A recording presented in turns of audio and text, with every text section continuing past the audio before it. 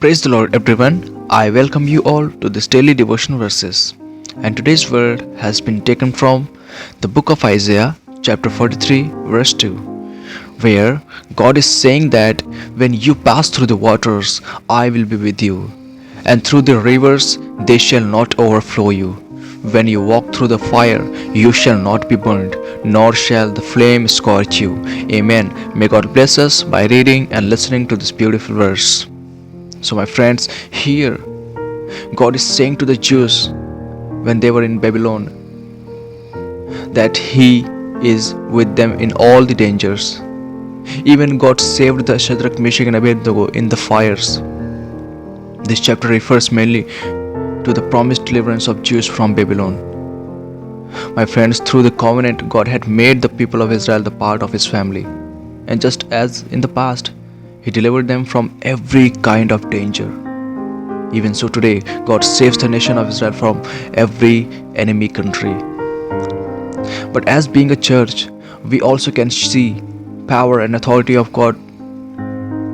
Have you remembered the story of Jesus in Matthew chapter 8? That encourages me. Jesus stood up and commanded the wind and waves by simply saying, "Be quiet, be still." And He did so. There was a complete calm. My friends, calming the storm shows us God is with us even when we do not realize it. My friends, Jesus is in control. He is with us even in the storms. God's word encourages me that He will be with you during every trying times and hard seasons.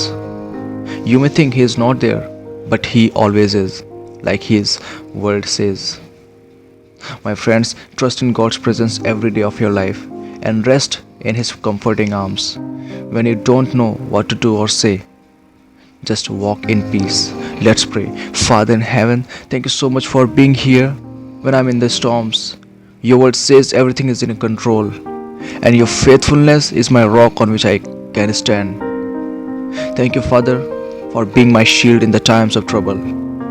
Father, help everyone to hold on your promises. Thank you, Father. Help everyone to hold on your faithfulness. Guard them from and protect them from every kind of danger.